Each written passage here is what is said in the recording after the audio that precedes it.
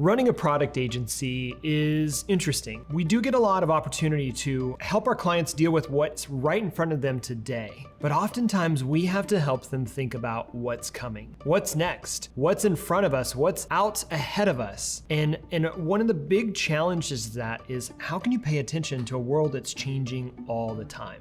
Well, today I want to talk to you about 10 things that we are paying attention to. And I want to suggest that if you're not paying attention to these 10 things, then you're probably already a little bit behind. So let's jump right into it. Number one, future of work. No question that 2020 brought us a massive need to think about the future of work. Whatever digital transformation, whatever hybrid work that was coming got accelerated into a very tight time frame. So we were forced to deal with it. But the future of work is not done. We have not arrived. It's going to continue to change. So a few things that you want to be looking for in the future of work is, yes, still hybrid work. Some of us will be in an office, some of us will be remote. Your workforce will be distributed across the country, if not the world. Also, the future of work is going to have to be adaptive. As we're talking here, change is happening at an ever increasing rate. So your teams are going to have to be adapting. Their skills are gonna have to be updated on a regular basis. So what used to be a 5-year cycle became a 3-year cycle, and now is like a 12-month cycle. So the capabilities you have on staff now, maybe it has a shorter window than you think. Finally, it's gonna be a network of networks. The future of work is gonna be people working in different companies, different organizations, different partners, and learning how to work together to be effective together, to create value together, but in a networked fashion. So again, not one monolithic organization, but a network of people working across the globe. Number two, blockchain, crypto, NFT, and more. So the blockchain, it once was this weird kind of subculture of people that had little servers, cryptocurrency that they could use on the dark web. No longer is it this subculture. It has become mainstream. Now that also is because of things like exchanges for cryptocurrencies, but governments are taking hold of this. We're gonna start seeing financial institutions create access to cryptocurrency in a way that we never thought before. So if you thought that cryptocurrency wouldn't be a part of your company's future, think again, it's here to stay. So not only will it be in currency, but also in security, in the legal system, and in our contracts, and how we build relationships, and how we think about investment and value with NFTs, smart contracts, and again, finance. Number three, decentralization of everything. So as we've already mentioned before, your workforce is going to be decentralized. It'll be harder and harder to have people based in one place. We already know that organizations are having to move their information, their data to the cloud. But that cloud is getting broader and more spread out as it's taking place across servers, across countries, across continents now. And then your logistics channels are going to be decentralized as well. So companies like Amazon are not just having one big warehouse where everything's housed in one place. Instead, they have a network of thousands of warehouses that are constantly keeping an inventory up in a decentralized format. So whatever you thought about being decentralized, where there was just one piece of information that might be spread around, now look at your entire organization and think all of this could be decentralized from one place to a network of places where we are accessing information, data, products as needed.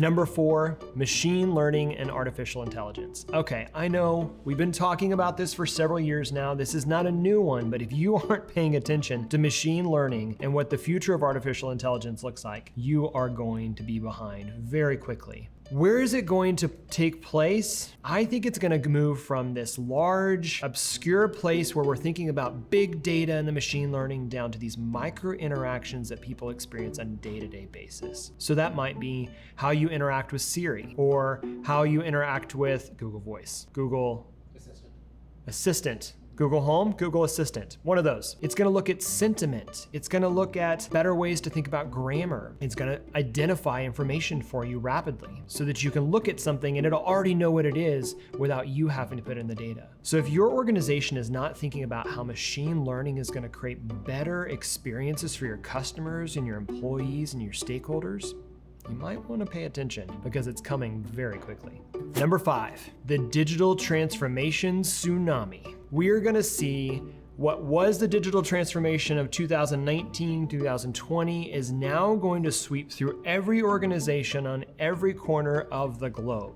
So what does that look like? Yes, it looks like people having to adopt technology and tools, but digital transformation is also about how you think about your team, your people, your processes, your approaches towards your work, and yes, your tools, how you get your work done, how people are communicating, how they're tracking inventory, how they're thinking about sales, procurement, and more. But if you're not willing and able to make the adaptation that digital transformation requires, then you'll probably be behind as the companies around you move forward quickly, adapt quickly to new people, new processes, and new tools, while you're still left in the past. So you may have seen a trend here, and a lot of these 1 through 5 already are about, are you willing and able and ready for the change that's coming? So let's go ahead and change this up. Let's do it now. Number 6, the DIY knowledge economy. All right, so everybody's an influencer now, right? I mean, I'm making this video, I'm an influencer, right? Everybody has a point of view and we can all make money off of it. The reality is this is not going away. Those with knowledge or perspective and that speak up have value in the world. And so we're gonna see knowledge start to get spread apart between people that have a camera, an idea, and the ability to put it out on the internet. And more of this knowledge is gonna get spread. So you're seeing a theme of this decentralization, this spreading out of knowledge, resources, and power. And I think we're gonna see that in our knowledge as well. More individuals like consultants and coaches are gonna be brought into the boardroom and actually start influencing the way that you think about how you interact with your customers, how you interact with your employees, and with your stakeholders as well. So if you're not paying attention to this massive movement to a DIY, do-it-yourself knowledge world, you might be a little bit behind.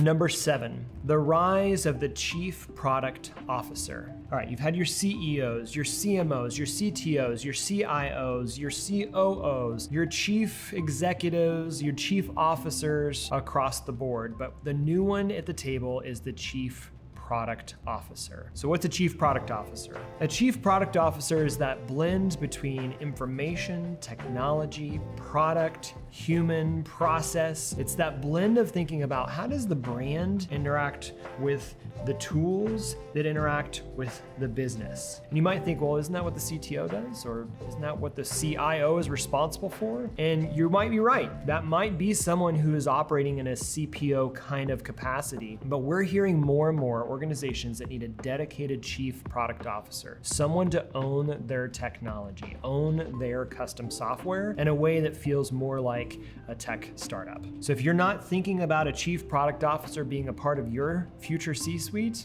you might need to catch up.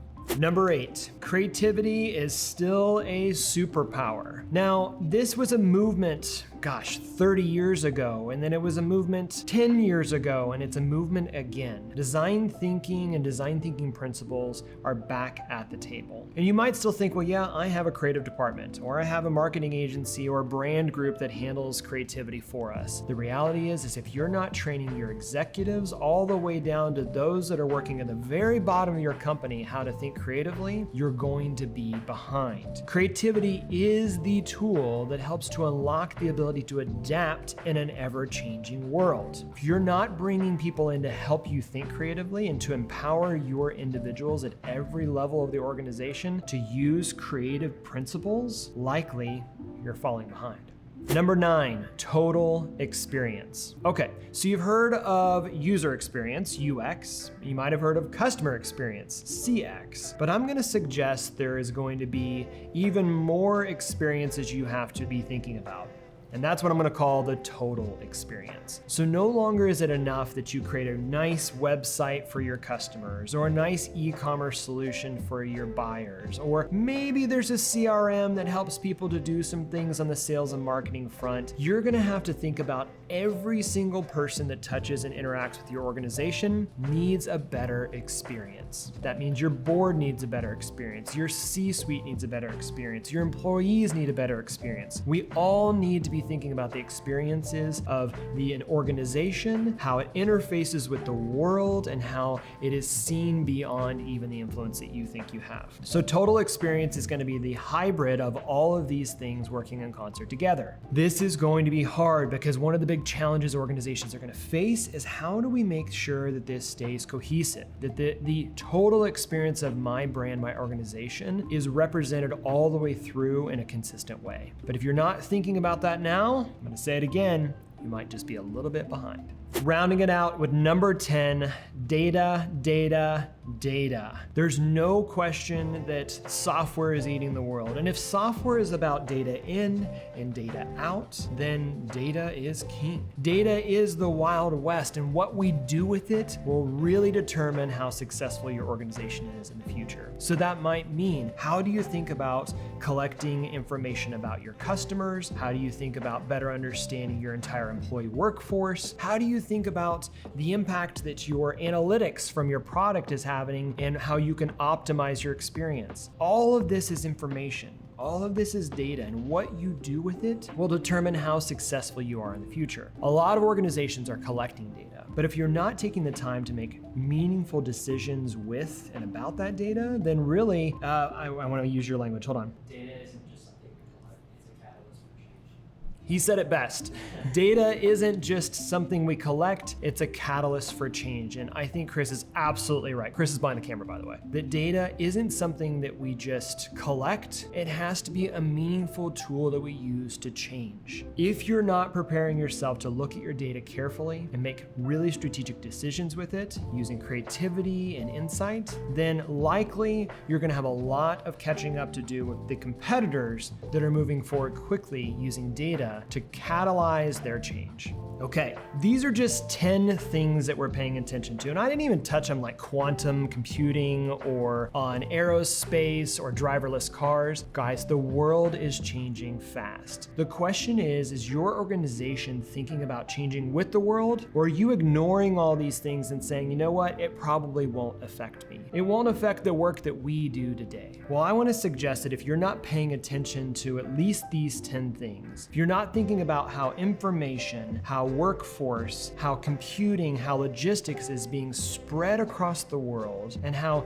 the brand experience, the employee experience, the stakeholder experience is all in concert all the time, then you're probably going to be irrelevant in the not so distant future. So I want to challenge you. What are you paying attention to? What are you thinking about that isn't about the crisis, the fire that you have to put out, the thing that you have to deal with today, but is really focused on the future of your organization, the future of your impact in the world, and maybe your opportunity to make people's lives better? Let us know what you think about this video and how we can be really helping you to look into the potential of what's happening next. And we're gonna unpack this more. We're really passionate about thinking that the world is changing, and we wanna make sure that we're helping our clients, our customers, and you thinking about being prepared for that change.